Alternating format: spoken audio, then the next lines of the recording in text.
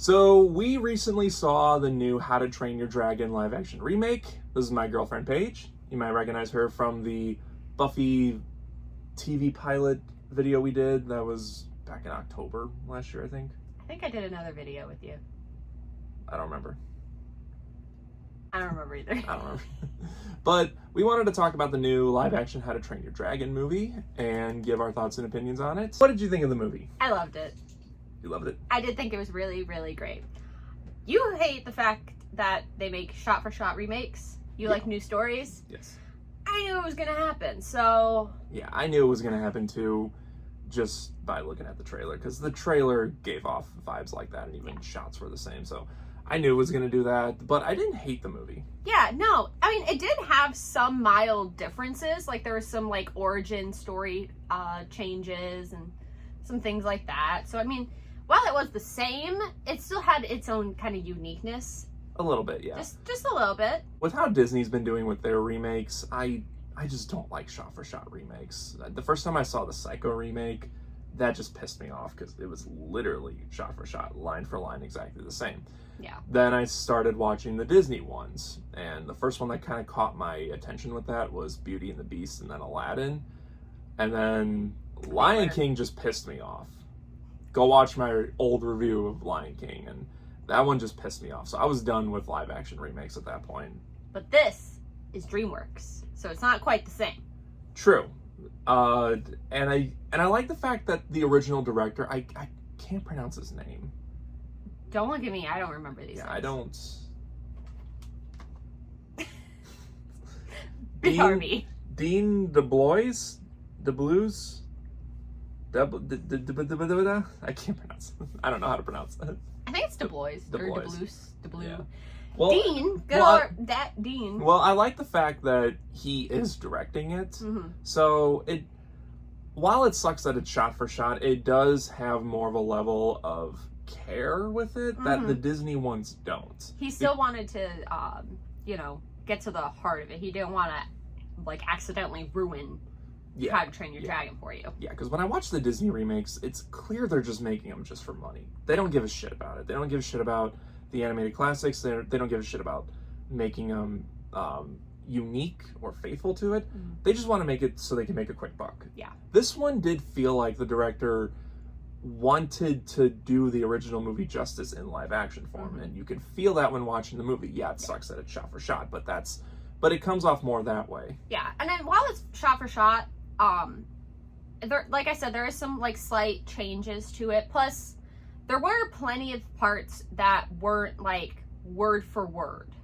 like the lines in the script. There were a couple, yeah. There was some, but there was plenty of times where I was like, "That's not how they said it in the thing." Like, because thanks to you, I pay attention to that stuff now. I can't just enjoy a movie. You're welcome. But I think overall, despite the fact that it was like a shot for shot, as you say, it still had its own uniqueness, and so many people over the years have wanted a live action because seeing like the dragons and stuff in live action is just such a cool thing. That was pretty cool. The dragons did look really good in live action. Although, let's talk about Toothless for a second. No, not a bad thing. They did. I liked how they portrayed Toothless in live action, but because he's so iconic because of the animated movies. The animated ones you could play around with facial features on animals, humans, whatever. So you want to keep that faithful to live action. He looked good in live action, but there were a couple times where his cute, adorable face still looked a little cartoony, and I'm like, you're trying to make this live action, and I'm thinking he's like a cute cartoon again a couple times. Yeah, so I don't think there was really a way around that. If they would have changed his face to make him look like what a live action dragon would look like, people would get pissed off that they changed it. Yeah, he wouldn't be his iconic looking Toothless. And I think it also helps that a lot of the other dragons had looks that gave it a little bit more like adaptability to live action. Toothless, That's fair, yeah. It's hard to adapt like such a round faced like cute little thing. Yeah, with those puppy dog eyes. The puppy dog. Yeah, but I think overall the dragons and all the special effects and stuff like that, I thought those were pretty great. Yeah, the effects were great. I was worried that the flying sequences would feel too CGI'd. and they didn't. There was only one or two I was like... There were a couple times, yeah, but I see. It was nothing to take me out of the movie. Yeah, it thankfully. wasn't anything crazy. I'm glad that the theme song Stayed the same? kept the same. That the music, because what I love in the original is the music. The soundtrack for all three of them is fantastic. It really is. And it felt like they took that and made it faithful for this one. They didn't just... It would have been cool to see a new theme, but also, I'm also glad they didn't do that. They just kept it faithful, because when that music cue hit at certain parts, I got a little excited. It hits you right in the soul, yeah. And I think that since there was not just the director, I think you said there were some other people from the original that also came back. Yeah, besides Gerard Butler, I think there were behind-the-scenes crew that were the same. I could be wrong on that, but I thought I heard somewhere that's not just the director and Gerard Butler, but some behind-the-scenes crew were the same as well. Yeah, but the music still hits. I think it's good that they kept a lot of the same music. I mean, they tend to keep some similar, like at least the main theme song or something with it. But yeah, it's just that whenever I've noticed a lot with horror movies too. Whenever they do a remake of a classic horror movie, they'll tend to keep the theme song, if it has a theme song or a certain like sound effect or something. They'll use it sparingly or use it at the end of the credits. Except for Halloween. Halloween didn't do that, although Halloween 2 did that. But like Nightmare on Elm Street, Friday the 13th, they used whatever iconic song or sound effect that they had very sparingly or at the end of the credits. Same thing with the A-Team remake. That had I mean, you've seen the A-Team. That's a big epic theme song, and they only used it at the very, very end of the credits. So I'm glad this one had its theme song throughout the movie. Plus, I think the music really kind of brings you into like the time period, like the very like old Vikings like thing. It has that like feel, and I think that really helps like, take you into like that time era. And I don't know, I feel like they shouldn't take away music like that, because I think it helps people like connect to it again too. Like it's something that connects you to the old one, and that's what people want, is to feel the same joy they had when they first watched How to Train Your Dragon. Right, I get that. And I did, very much. It was great. Performance-wise, everyone did surprisingly really good for this being a live-action remake. Again, going back to Disney's remakes, performance-wise, everyone is just kind of going through the motions, very bland, very one note. I mean, AKA bad acting. Bad acting. And, you know, the biggest one I can think of is Aladdin and The Lion King, and even Beauty and the Beast at times. Very plain, boring performances. This one, everyone was pretty good in it, especially Gerard Butler. I mean, he played the same character he was essentially the same character, everyone was basically playing it how the animated one was, so it's kind of hard to screw that up. But I think be surprised. It can be done, but I'm surprised it didn't this time around. I think the director does have a good way of directing actors in certain parts. But overall, I think everyone did a good job in the movie with what they were given. I mean, they were basically given most of the same lines and most of the same scenarios as the animated one. And I'm just thankful that the performances weren't boring and just dull and bland. Everyone, when they were excited about something, it came off that way. When like battles were happening, they came off like they were actually fighting. Exactly. I just think they did a really good job with casting. Like they found people that can really like work as the characters. And I'm sure some people have something to say about how, oh, the twins aren't blonde or redheads, or some people might even have some very unpleasant comments to say about who's playing Astrid, but that stuff is okay to change when you're remaking something into live action. I mean, sure, I would like it if Astrid was blonde like she was in the original, but at the end of the day, that kind of thing doesn't matter. You can play around with something. And the way they did like the braids and stuff in her hair, that was still had a very like Viking vibe to it, so it still worked out really well. And it's like some people might be like, oh, but the Vikings were all blonde. It's like, well, first off, they weren't all blonde. Right. But yeah, so it didn't even occur to me really until after the movie. I was like, oh yeah, I guess they are redheads. I guess they. Yeah. I was just like, oh, I never. Yeah, it's something didn't occur to me until I thought about it. Yeah, I didn't pick that up either, but it could have been, casting wise and performance wise, it could have been a lot worse, considering how studios like to treat remakes. Yeah. Could have been a lot worse. I don't know if it really could have been much better, because even though they weren't like perfect like replicas of the cartoon, like at least as best as they can do, they still their charisma and their chemistry and the way they played the characters online said like, yeah, they are that character. Like, yeah, the kid playing the kid playing Hiccup, he did what I did. He did a really good job. Like, I was like, yeah, that is Hiccup. He has the mannerisms, and he knows how to kind of deliver the lines the way that you would think that the original Hiccup would. Yeah, there were even times he sounded like Jay Baruchel from the original, which I don't know if that was intentional. I don't know if in real life he has a voice similar to Jay Baruchel, and that's one of the reasons they casted him. Or just luck. Yeah. But everyone did great in it. I thought performance-wise was pretty solid. Yeah. The flying sequences were pretty good and pretty impressive. Most of them, I thought so. Most of them. However, I didn't like how discombobulated it was. Is that a word? Discombobulated is kind of a word, okay, yeah. That's kind of a word. It's a word. It mainly happened earlier on when Hiccup is like flying with Toothless for the first time. So when they're learning.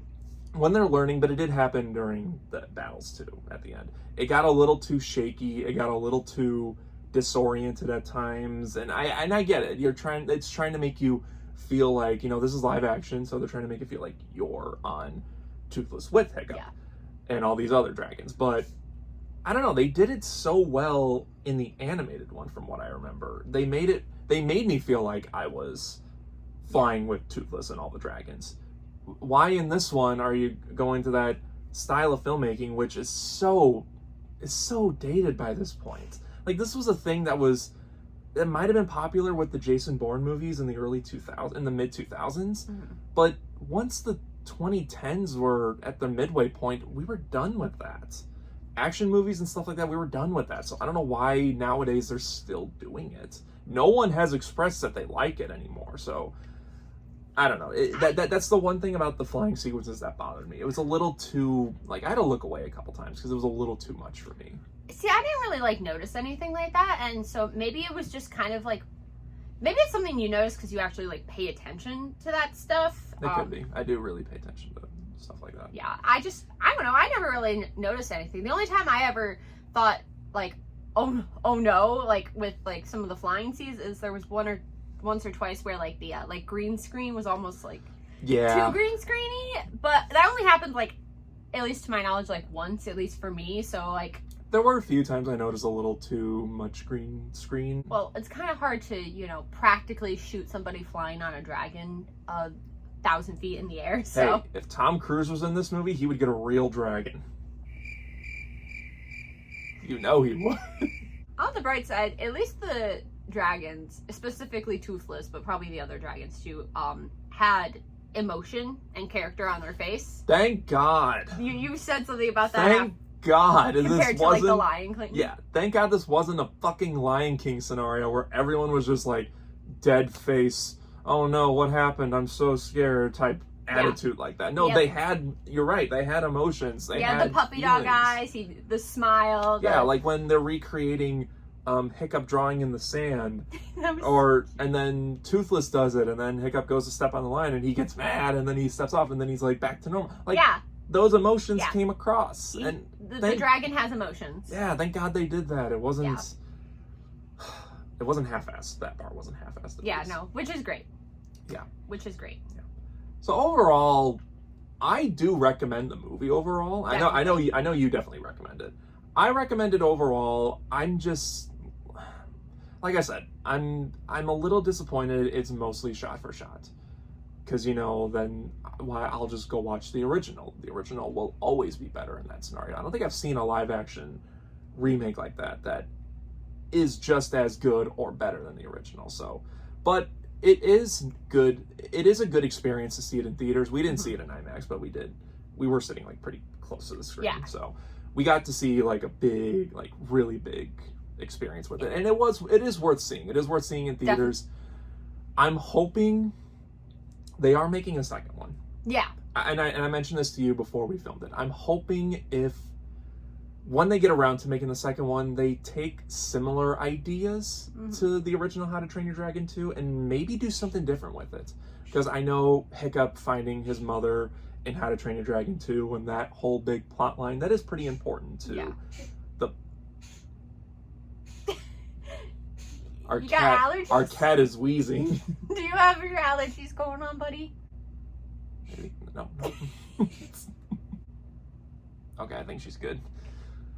Anyway, my point being, I know there's plot points in How to Train Your Dragon 2 that is essential to the original trilogy.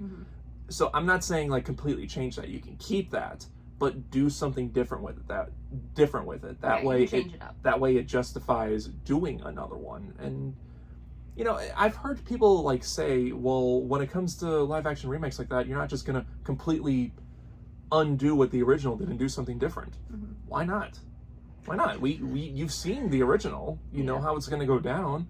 At least doing something different makes it a little more interesting. Yeah. At least in my opinion, it does. I have heard people complain when they take like an anime movie and turn it into a live action and they change plot lines or like story things or like add or take away from things. I hear a lot of people complain about it too. So unfortunately your opinion and your like feelings about that might be the more quiet opinion of them all. So I mean, it could be. I think either way, if they stick to the same director and the same like idea of and like care from this one, I think the rest will turn out great.